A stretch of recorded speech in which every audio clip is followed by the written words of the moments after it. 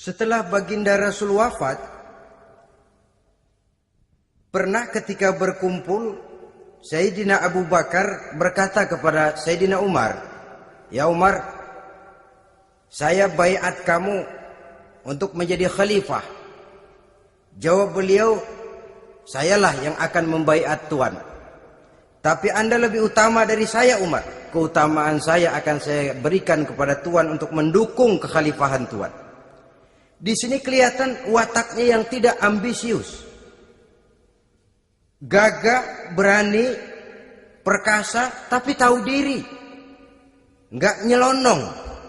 Tidak menggunakan kekuasaannya, kegagahannya untuk maksud yang sewenang-wenang.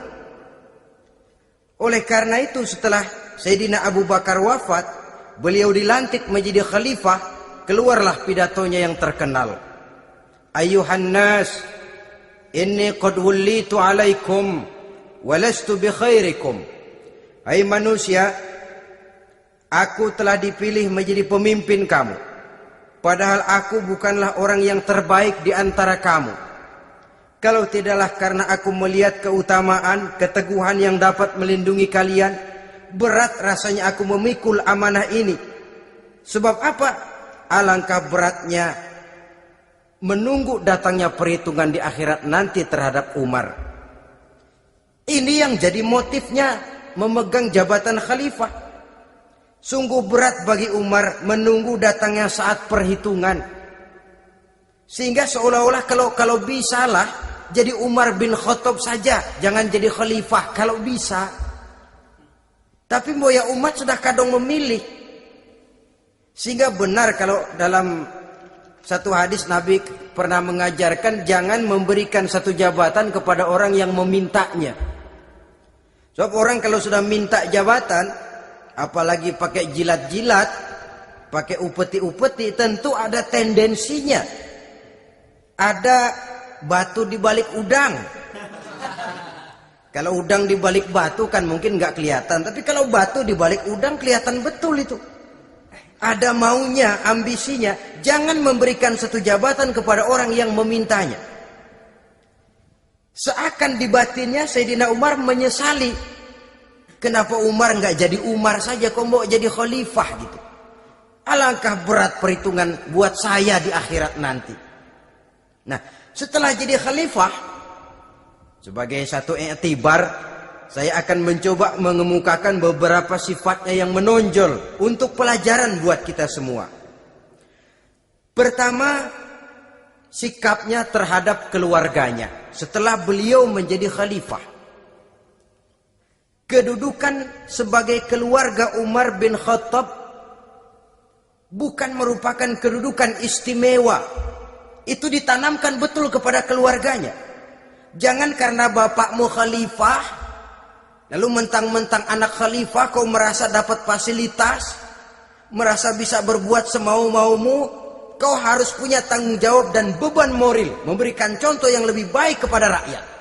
Ini yang ditekankan kepada keluarganya. Kalau beliau mau mengeluarkan undang-undang, undang-undang itu lebih dahulu dibicarakan di tengah keluarganya, kumpul anak-anaknya, ini akan ada undang-undang begini. Siapa di antara kalian mau mentaati, persilahkan. Yang tidak pun persilahkan. Tapi saya ingatkan, kalau ada dari keluarga Umar yang melanggar peraturan yang saya keluarkan ini, saya akan menghukumnya 2 kali lipat karena dia keluarga saya. Menghukumnya 2 kali lipat karena dia keluarga saya. Jadi bukan mentang-mentang anak babe, lalu kebal hukum. Tidak. Siapa yang diantara kalian melanggar peraturan ini, akan aku kenakan hukuman 2 kali lipat karena dia keluargaku. Nah, saudara hadirin yang saya hormati, lalu berwibawa, dijaga betul keluarganya. Suatu hari beliau datang ke rumah putranya Abdullah bin Umar. Ketika masuk dilihatnya Abdullah bin Umar sedang makan daging. Makan daging. Merah muka Umar. Mentang-mentang anak khalifah ya. Mentang-mentang anak Amirul Mukminin ya, kamu makan daging. Lihat tuh rakyat kita masih banyak yang kelaparan, makan daging, makan roti keras. Padahal itu halal. Sesuatu yang diperoleh dengan usahanya sendiri. Tetapi begitu hati-hatinya Umar untuk menjaga pandangan orang. Keluarga khalifah merupakan beban moral sebab akan dijadikan contoh oleh rakyatnya. Mentang-mentang anak khalifah ya makan daging. Lihat tuh rakyat, roti keras digarotin. Lain saat beliau pergi ke satu pasar. Di situ dilihat ada sapi gemuk-gemuk. Tempat lain sapinya kurus-kurus. Tanya, ini yang gemuk-gemuk sapi siapa? Sapi Abdullah bin Umar. Sapi anaknya. Panggil Abdullah bin Umar, suruh sini. Datang anaknya itu. Abdullah bin Umar, bagaimana ceritanya sampai ini? Begini, Bapak. Dahulu itu dengan uang saya beli sapi kurus-kurus. Lalu saya rawat. Saya berikan upah orang untuk merawat sapi-sapi itu.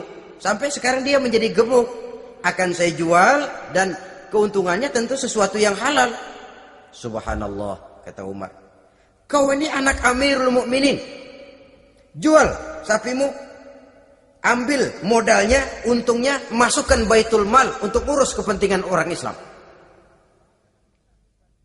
Dia nggak mau anaknya terlibat bisnis, ndompleng kekuasaan ayahnya. Karena mentang-mentang anak khalifah lalu segala macam bisnis lancar. Orang takut karena apa? Anak babe. Ada lagi. Pada waktu pembagian harta ghanimah, putri beliau yang namanya Hafsah, ini adalah istri baginda Nabi, meminta bagian. Kaum kerabat ayah, ini kerabat khalifah, kitalah dulu kerabat. Kalau kau kerabatku, maka jatahmu nanti dari ayahmu. Harta ini masih lebih banyak dibutuhkan oleh orang-orang Islam. Nanti belakangan kalau ada sisanya. Belakangan kalau ada sisanya.